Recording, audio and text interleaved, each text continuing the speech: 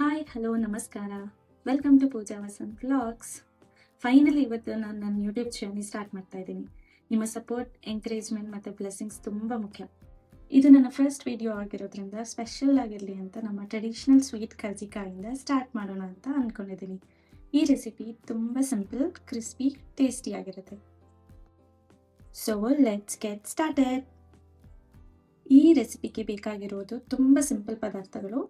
ಮೊದಲಿಗೆ 1 ಕಪ್ ಕಡಲೆ ಬೀಜ ಆರ್ ಪೀನಟ್, 1 ಕಪ್ ಕಡಲೆಪಪ್ಪು ಆರ್ ಹುರಿಗಡಲೆ, ರೋಸ್ಟೆಡ್ ಚೆನ್ನ ಅಂತಲೂ ಕರೀತಾರೆ, 5 ಪೀಸಸ್ ಬೆಲ್ಲ jaggery, 1 cup maida, 1 teaspoon ಶುಂಠಿ powder and elaichi powder. Optional, but taste ತುಂಬ ಚೆನ್ನಾಗಿರುತ್ತೆ. ಮೊದಲಿಗೆ ಒಂದು ಪ್ಯಾನ್ ತೊಗೊಳ್ಳಿ, ಕಡಲೆ ಬೀಜನ ಅದರೊಳಗಡೆ ಹಾಕ್ಬಿಟ್ಟು ಚೆನ್ನಾಗಿ ಮೀಡಿಯಮ್ ಫ್ಲೇಮಲ್ಲಿ ಉರಿರಿ. ಇಲ್ಲಿ ನಾನು 250 ಗ್ರಾಮ್ ಅಷ್ಟು ಕ್ವಾಂಟಿಟಿ ತೊಗೊಂಡಿದ್ದೀನಿ. ನೀವು ಫಸ್ಟ್ ಟೈಮ್ ಮಾಡ್ತಿದ್ರೆ ಇಟ್ಸ್ ಬೆಟರ್ 250 ಗ್ರಾಮ್ ತೊಗೊಂಡು ಟ್ರೈ ಮಾಡೋದು. ಹಾಗೆ ಇದು ಬ್ರೌನ್ ಕಲರ್, ಸ್ವಲ್ಪ ವಿಡಿಯೋದಲ್ಲಿ ತೋರಿಸಿರೋ ಹಾಗೆ ಬ್ರೌನ್ ಕಲರ್ ಆಗಬೇಕು, ತುಂಬ ಕಪ್ಪಗಾಗಬಾರ್ದು. ಇಷ್ಟು ಬಂದಮೇಲೆ, ಇಷ್ಟು ಹುರ್ಕೊಂಡ್ಮೇಲೆ ಸೈಡಲ್ಲಿಡಿ ತಣ್ಣಗಾಗಲಿಕ್ಕೆ.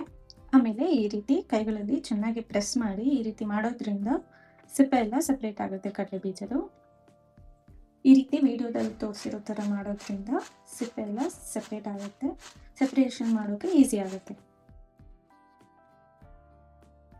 ನೆಕ್ಸ್ಟ್ ಕಡಲೆಪಪ್ಪು ಆರ್ ರೋಸ್ಟೆಡ್ ಚೆನ್ನ ಅಂತಾರಲ್ಲ, ಅದನ್ನು ಸೇಮ್ ಕ್ವಾಂಟಿಟಿ 250 ಗ್ರಾಮ್ ಅಷ್ಟು ತಗೊಳ್ಳಿ. ಅದನ್ನು ಒಂದು ಜಾರಿಗೆ ಹಾಕ್ಕೊಂಡು ಅದಕ್ಕೆ ನೀರು ಮಿಕ್ಸ್ ಮಾಡಿಕೊಳ್ಳದೆ ಪೌಡರ್ ಮಾಡ್ಕೊಳ್ಳಿ.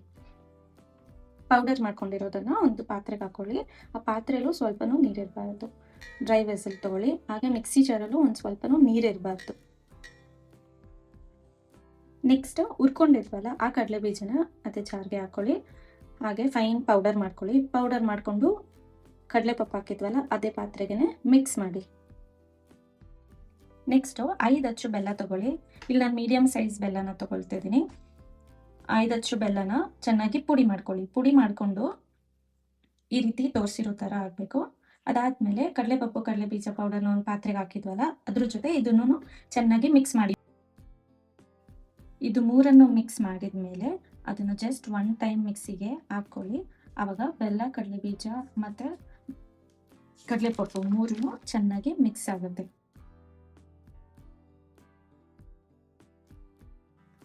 ಇದಕ್ಕೆ ಏಲಕ್ಕಿ ಮತ್ತು ಶುಂಠಿ ಪೌಡರ್ ಇದೆಯಲ್ಲ ಅದನ್ನು ಇದ್ರ ಜೊತೆ ಮಿಕ್ಸ್ ಮಾಡಿಬಿಟ್ಟು ಸೈಡಲ್ಲಿ ಇಡಿ.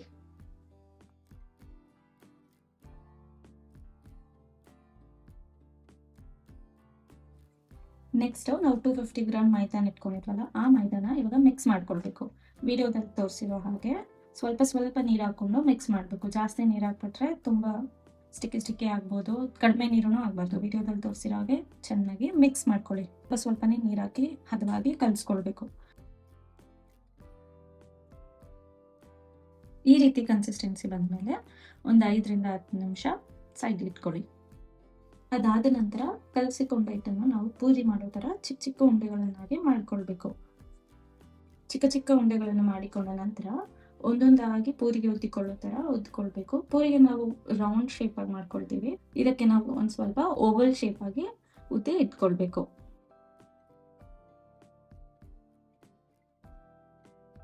ನಂತರ ಓವಲ್ ಶೇಪ್ನಲ್ಲಿ ಉತ್ಕೊಂಡಿರ್ತೀವಲ್ಲ ಅದು ಒಂದೇ ತಗೊಂಡು ಒಂದು ಕ್ಲೀನ್ ಇಯರ್ಬಡ್ಸ್ ತಗೊಳ್ಳಿ ಮತ್ತು ಒಂದು 1/2 ಕಪ್ ನೀರನ್ನ ತಗೊಂಡು ಈ ಇಯರ್ಬಡ್ಸ್ನ ಅದರೊಳಗಡೆ ಅದ್ದಿಕೊಂಡು ಈ ಕಾರ್ನರ್ಸ್ ಇರುತ್ತಲ್ವ ಅದರಲ್ಲಿ ಈ ರೀತಿ ವಿಡಿಯೋದಲ್ಲಿ ತೋರಿಸಿರೋ ಥರ ಮಾಡ್ಕೊಳ್ಬೇಕು. ಈ ರೀತಿ ಮಾಡ್ಕೊಳ್ಳೋದ್ರಿಂದ ಎಣ್ಣೆಯಲ್ಲಿ ಉರಿಯುವಾಗ ಅದು ಬಿಟ್ಕೊಳ್ಳೋದಿಲ್ಲ.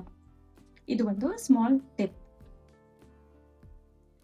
ಈ ರೀತಿ ಸೈಡಲ್ಲೆಲ್ಲ ಹಚ್ಕೊಂಡ್ಮೇಲೆ ನೀರನ್ನ ನಾವು ಪೌಡರ್ ಮಾಡ್ಕೊಂಡಿರ್ತೀವಲ್ಲ ಅದು ಒಂದೊಂದೇ ಸ್ಪೂನ್ ಇದ್ರೊಳಗಡೆ ಹಾಕಿ ಫಿಲ್ ಮಾಡ್ಕೊಳ್ಬೇಕು. ನಿಮ್ಗೆ ಎಷ್ಟು ಬೇಕೋ ಅಷ್ಟು ಫಿಲ್ ಮಾಡಿಕೊಂಡು ವಿಡಿಯೋದಲ್ಲಿ ತೋರಿಸಿರೋ ಥರ ಕಾರ್ನರ್ಸಲ್ಲಿ ಪ್ರೆಸ್ ಮಾಡ್ಕೊಂಡು ಬನ್ನಿ.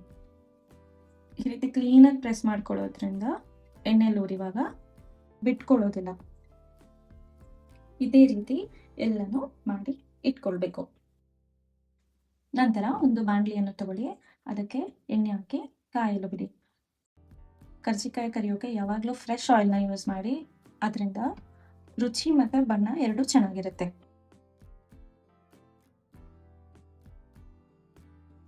ಇಲ್ಲಿ ನಾನು 4ರಿಂದ 5 ಕರ್ಜಿಕಾಯಿನ ಒಟ್ಟಿಗೆ ಫ್ರೈ ಮಾಡ್ತಿದ್ದೀನಿ. ಅಷ್ಟು ಕ್ವಾಂಟಿಟಿ ಎಣ್ಣೆ ಇರೋದ್ರಿಂದ ಇದರಲ್ಲಿ ಮೀಡಿಯಮ್ ಫ್ಲೇಮಲ್ಲೇ ಎರಡು ಸೈಡು ಈ ರೀತಿ ಬ್ರೌನ್ ಕಲರ್ ಬರೋ ತನಕ ಫ್ರೈ ಮಾಡ್ಕೊಳ್ಬೇಕು. ಇದೇ ರೀತಿ ನೀವು ಮಾಡಿಟ್ಕೊಂಡಿರೋ ಎಲ್ಲ ಕರ್ಜಿಕಾಯಿನ ಫ್ರೈ ಮಾಡ್ಕೊಳ್ಬೇಕು. ಫ್ರೈ ಮಾಡಿ ಇಲ್ಲಿ ಫ್ರೈ ಆಗುವಾಗ ಒಂದು ಪಾತ್ರೆ ಅಥವಾ ಒಂದು ಪ್ಲೇಟ್ನ ತಗೊಳ್ಳಿ, ಅದಕ್ಕೆ ಟಿಶ್ಯೂ ಪೇಪರ್ನ ಹಾಕಿ ಇಟ್ಕೊಳ್ಳಿ. ಇಲ್ಲಿ ಫ್ರೈ ಮಾಡಿರೋ ಕರ್ಜಿಕಾಯಿನ ಈ ಥರ ಟಿಶ್ಯೂ ಪೇಪರ್ ಮೇಲೆ ಹಾಕೋದ್ರಿಂದ ಎಕ್ಸ್ಟ್ರಾ ಏನು ಆಯಿಲ್ ಇದೆ ಅದು ಅಬ್ಸರ್ವ್ ಮಾಡ್ಕೊಳ್ಳುತ್ತೆ ಟಿಶ್ಯೂ ಪೇಪರ್. ಇದು ಸ್ವಲ್ಪ ತಣ್ಣಗಾದ್ಮೇಲೆ ಟೇಸ್ಟ್ ಮಾಡಿ ನೋಡಿ, ತುಂಬ ಚೆನ್ನಾಗಿರುತ್ತೆ. ಇದು ಮಕ್ಳಿಗೆಲ್ಲ ತುಂಬ ಇಷ್ಟ ಆಗುತ್ತೆ. ನೀವು ಹಬ್ಬಗಳಲ್ಲೂ ಮಾಡ್ಬೋದು ಅಥವಾ ಸುಮ್ಮನೆ ತಿನ್ನಬೇಕು ಸ್ವೀಟ್ ಏನಾದರೂ ಅಂತ ನೆನೆಸ್ಕೊಂಡಾಗ್ಲೂ ಮಾಡ್ಬೋದು. ಇದನ್ನು ಒಂದು ಏರ್ ಟೈಟ್ ಕಂಟೈನರ್ ಬಾಕ್ಸಲ್ಲಿ ಹಾಕೋದ್ರಿಂದ ಇದನ್ನು 1 ವೀಕ್ ತನಕನೂ ಸ್ಟೋರ್ ಮಾಡಿ ನೀವು ಇಟ್ಕೊಳ್ಬೋದು. ಐ ಹೋಪ್ ನಿಮಗೆ ವಿಡಿಯೋ ಇಷ್ಟ ಆಗಿದೆ ಅನಿಸುತ್ತೆ. ನಿಮಗೆ ಇಷ್ಟ ಆಗಿದ್ದರೆ ದಯವಿಟ್ಟು ಟ್ರೈ ಮಾಡಿ, ಈ ರೆಸಿಪಿನ ಟ್ರೈ ಮಾಡಿ ಹೇಗೆ ಬಂತು ಅಂತ ಕಮೆಂಟಲ್ಲಿ ಮೆನ್ಷನ್ ಮಾಡಿ.